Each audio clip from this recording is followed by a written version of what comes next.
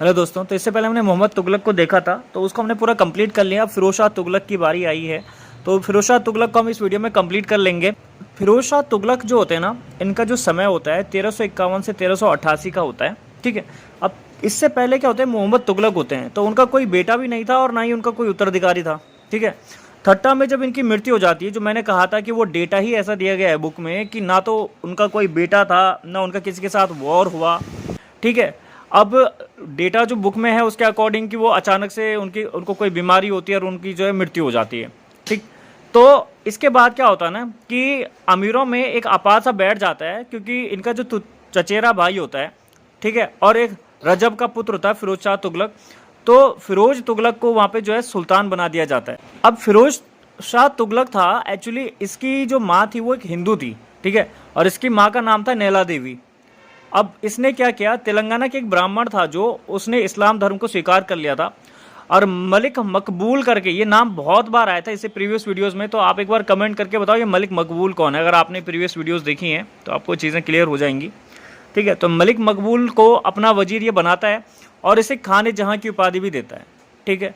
फिर फिरोज के सफल प्रशासन में इसका बहुत ज़्यादा महत्वपूर्ण योगदान होता है, बहुत गाइड करता है ये उसको। और फिरोज तुगलक अपने प्रशासनिक और लोक कल्याणकारी कार्यों के लिए बहुत ज़्यादा प्रसिद्ध था, और इतना ज़्यादा प्रसिद्ध होता है कि जो सल्तनत काल के अन्य विद्वान होते हैं, इतिहासकार होते हैं, वो इसको सल्तनत काल का अकबर भी कहते हैं।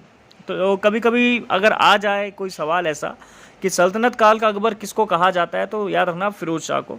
उसकी माँ का नाम क्या था, तो नैला देवी याद रखिएगा, और साथ में याद रखिएगा कि फिरोज शाह, अगर उसकी माँ का नाम नैला देवी था, वो हिंदू से बिलोंग करती थी, और उसका जो पंडित था, ठीक है, वो पंडित खुद एक हिंदू था और उसने जो है इस्लाम धर्म को स्वीकार किया था। ठीक है। ये अगर इनकेस कभी इन डेप्थ डिटेल आ जाए या इंटरव्यू में किसी उसमें पूछा जाए आपसे।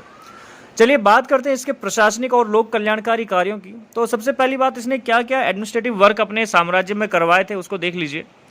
सबसे पहला था ऋणों की समाप्ति, यानी कि जो कर्जे होते थे लोगों के उसको उसने माफ़ करवाया, लोन वगैरह। मोहम्मद तुगलक ने क्या किया था, किसानों को लोन दिया था। ठीक है, ताकि वो उन पर फिर ब्याज कमाए। तो मोहम्मद तुगलक ने किसानों को जो ऋण दिया था उसको मोहम्मद तुगलक द्वारा जो ऋण दिया गया था उसको जो है इसने फिरोज शाह तुगलक ने माफ़ करवाया और ऋण पंजिकाओं को नष्ट करा दिया। राजनीतिक अपराधों के दंड और विधान में परिवर्तन। अब देखिए इसमें क्या होता है, जो राजनीतिक अपराध जैसे राजद्रोह, गबन, और उसके लिए जो दंड विधान था जो मोहम्मद तुगलक के द्वारा बनाया गया था, तो उसको और कठोर दंड की जगह सामान्य दंड देने की व्यवस्था इसने कर दी। ठीक है। मतलब लोगों को इतना ज़्यादा कठिन दंड देने की जरूरत नहीं है। एक और इंटरेस्टिंग चीज़ थी इसके समय में कि इसने सरकारी सेवाओं को वंशानुगत बना दिया था। ठीक है ना, यानी कि अगर किसी परिवार का कोई व्यक्ति एडमिनिस्ट्रेटिव वर्क में, यानी कि अब सरकारी तो क्या था, वो राजा का ही शासन चल रहा था, अगर उसके दरबार में किसी पद पे नियुक्त होता है तो कल को फिर उसका बेटा अगर इसको मर जाता है या कुछ भी होता है तो उसके बाद इसके परिवार के किसी न किसी को जो है नौकरी वहाँ पे मिलेगी, रोजगार मिलेगा। ठीक है। तो फिरोज तुगलक ने आदेश दिया कि सरकारी सेवक के वृद्ध होने या मृत्यु होने पर उसके पुत्र अथवा दामाद अथवा दास को सरकारी सेवा में नियुक्त किया जाएगा। ठीक है। जो कि अब ये भी धीरे धीरे समाप्त हो रहा है, मृत आश्रित वगैरह। ठीक है। अभी कुछ समय तक तो चल रहा है, कुछ कुछ स्टेट में तो वो भी खत्म हो गया, और वहाँ पे क्या हो रहा है कि 3 साल तक कॉन्ट्रैक्ट में रखा जाता है, जैसे पंजाब में। तो वहाँ पे क्या कर रहे हैं कि मृत आश्रित में जॉब तो दे रहे हैं, लेकिन 3 साल तक उसको पहले तो संविदा कर्मचारी की तरह रखेंगे, उसमें सैलरी उनको ना के बराबर मिलती है। ठीक है, जो प्राइवेट में होता है। तो नुकसान तो खैर हो ही रहा है, तो मतलब ये चीज़ भी अब खत्म हो ही रही है। बुद्धिजीवियों को राहत। इसने धार्मिक एवं शैक्षणिक कार्यों से जुड़े मुस्लिम व्यक्तियों को कर मुक्त भूमि अनुदान में दी थी। ठीक है। उलेमाओं, यानी कि धार्मिक वर्ग, जो धार्मिक वर्ग था उसको उलेमा कहते थे ये लोग।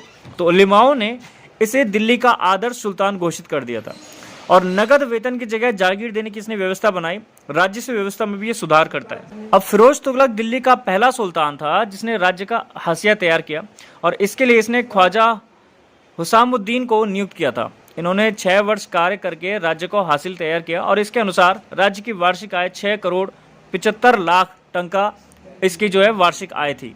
और फिरोज तुगलक ने 24 ऐसे करों को समाप्त किया था जो शरीयत मान्यता नहीं देता। शरीयत इनका एक्चुअली जो कुरान होता है उसके अनुसार एक इनका नियम है, तो उसके अकॉर्डिंग ये इसको फॉलो नहीं करता था, इसलिए उसने माफ़ कर दिया था उसको।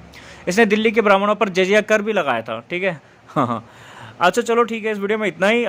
नेक्स्ट वीडियो में आपको मैं आगे की चीज़ें एक्सप्लेन कर दूंगा।